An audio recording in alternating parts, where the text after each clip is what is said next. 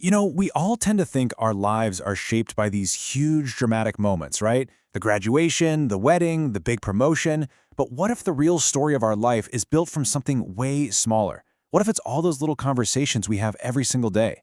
The one where you have to give a coworker some tough feedback, to talk with your partner about who's really pulling their weight with the chores, or that nerve-wracking meeting where you're asking for a raise. See, these moments, they stack up, and they're the things that actually build our careers, create our relationships, and really define who we are.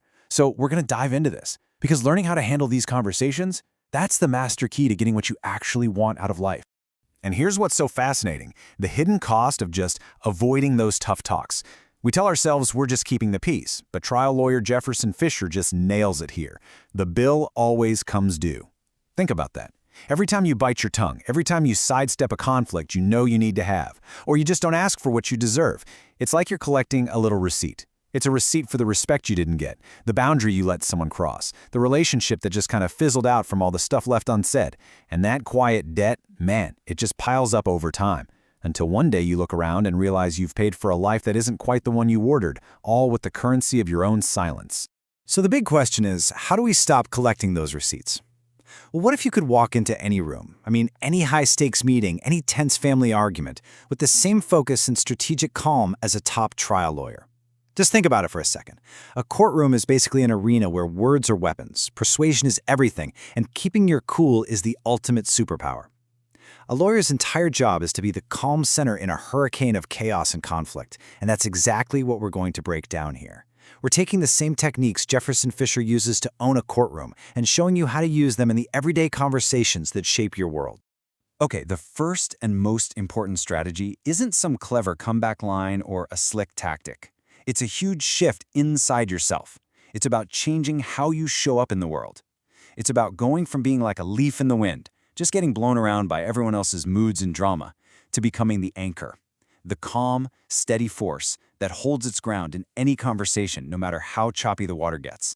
And this, right here, shows the difference perfectly. Over on the left, you've got the emotional reactor. And let's be honest, we've all been that person. Someone says one little thing that pushes your buttons, and you feel that hot flash. Your heart starts pounding, you start talking a mile a minute, you get all defensive. You're basically broadcasting to the world that you've lost control. They got you. But on the right, you have the anchor. When they get hit with that same trigger, they do the exact opposite. They intentionally slow down their speech. They lower their volume. They don't get sucked into the other person's frantic energy, they set their own rhythm. And in doing that, they kind of force the other person to tune into their calm, confident frequency. It is a quiet but incredibly powerful move. So how do you actually build that anchor mindset before you even say a word? Fisher gives us this amazing mental model. Walk into a room like you've been there before, as if everybody else is just visiting. Now, this isn't about being arrogant. Not at all. It's about having this deep internal feeling that you belong there. Imagine how relaxed you feel in your own living room. That's the vibe you want to bring. When you carry that energy, you're not looking around for approval or waiting for permission. You just project this quiet, solid confidence that people are naturally drawn to. The whole power dynamic of the room shifts in your favor before the conversation even starts. And this isn't just a state of mind. You can actually do things to create it. Here are the practical steps to make any room feel like it's yours. First, get there a few minutes early. That immediately gets rid of that rushed, frantic energy. Second, physically connect with the space. I'm serious. Touch the back of a chair, walk around the room, claim a little spot. It grounds you and makes the unfamiliar feel familiar. Third, you greet people first. This is a simple little flip of the script. Now you're not the guest waiting to be welcomed. You're the host, setting the tone from the get-go.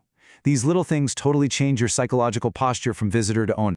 Okay, so once you've set that internal anchor, you're ready to start using the external tactics. This is the playbook. These are the practical, been there, done that courtroom strategies for dealing with conflict as it's happening. Not by yelling louder, but with total precision and control. All right, let's jump into a situation we have all been in. Just think back to the last time someone hit you with one of those backhanded compliments, or a patronizing comment, or maybe they just gave you that dismissive eye roll. What was your gut reaction? Did your stomach just drop?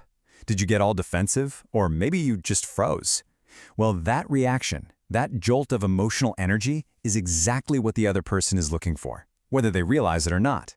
They're trying to knock you off your center. But here is the lawyer's playbook for shutting that down. The most important part is to give them nothing. You remain completely unbothered, or at least you look like you are. Instead of firing back a response, you slow everything way down. You can even use a few seconds of total silence. Trust me, this is incredibly powerful. It creates this awkward vacuum that makes them uncomfortable. Then, you calmly put the spotlight right back on their behavior with a simple question. Something like, "What did you mean by that?" Or, if you want to be more direct, "I'm curious, did you say that to try and embarrass me?" See? You're not playing their game anymore. You're changing the rules. You're showing them it's just not going to be fun for them to mess with you. And this whole state of calm, confident control is what Fisher calls being in the pocket. It's such a great term, right? Imagine a great jazz band. Every musician is just perfectly in sync. They're not rushing ahead, they're not falling behind, they're just in the flow. That's what it feels like in a conversation. You're not anxiously trying to fill every little silence, but you're also not just passively letting people walk all over you. You're moving at a pace that feels natural and right for you, and that forces everyone else to adjust to your tempo, which is just another subtle way you stay in control. Okay, let's level up. We're moving into special ops now. We're going from just regular difficult people to the real master manipulators, narcissists and gaslighters. Now, dealing with them, that's not really a conversation. It's more like a defensive maneuver. And it requires a really specific, disciplined approach to shut down their games and protect your own sanity. First, let's get crystal clear on what gaslighting really is. It's not just someone lying to you or disagreeing with you. It is a deliberate psychological attack designed to make you doubt your own mind. It's when someone says, "That never happened," or "You're just imagining things," or the all-time classic, "You're being way too sensitive." A gaslighter's goal isn't just to win an argument, it's to control you by making you lose confidence in your own reality. So how in the world do you fight that? Well, you don't fight fire with fire. A gaslighter feeds on your reaction.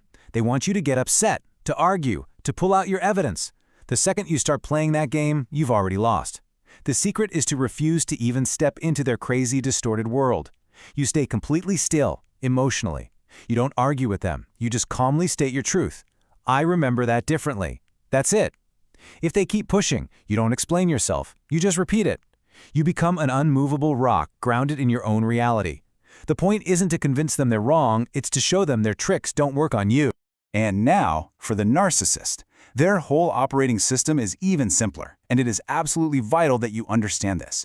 Everything they do, every single thing, is designed to get one of two results: praise or provoke. They have to be the center of your universe, and they'll get there in one of two ways. Either you'll adore them and praise them, or if they can't get that, they will settle for making you frustrated and angry. Because to them, your angry reaction is just as good as your praise. Why? Because either way, they have your full attention and your emotional energy. They've made it all about them. And this table right here lays out your countermove perfectly. Since their whole game is praise or provoke, your job is to give them neither. Limit how much you even interact with them.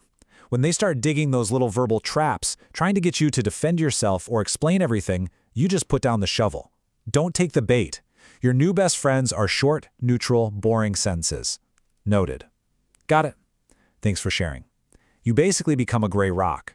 The goal is to make yourself the most uninteresting, boring person for them to play with. And eventually, they'll get bored and go look for a new toy. So, we've talked about the internal mindset of being the anchor. We've gone through the external courtroom tactics. We've even run special ops against the master manipulators. But what's the final verdict here? What is all of this really about? It's not about learning how to win every argument or control every conversation. No, it's about something way deeper and way more important than that. It really all boils down to this one powerful idea from Fisher: stop being nice at the expense of being real. So many of us are taught from a young age that being nice is the most important thing. But what happens is that nice often turns into just being a people pleaser who avoids telling the truth just to keep a fake sense of peace. We smile when we're actually upset, we say yes when we absolutely mean no. We basically sacrifice who we really are on the altar of niceness. And this comparison is so important. Being nice is all about surface-level stuff. It's about managing how other people feel. But being kind, that's about a deep, real connection and respect for them and for yourself. A kind person cares enough about you to tell you the truth, even when it's hard. You know, nice is telling your friend their terrible idea is amazing just so you don't have an awkward moment. Kind is respectfully telling them the truth because you don't want to watch them fail. See the difference? Niceness leads to resentment because you're not being honest.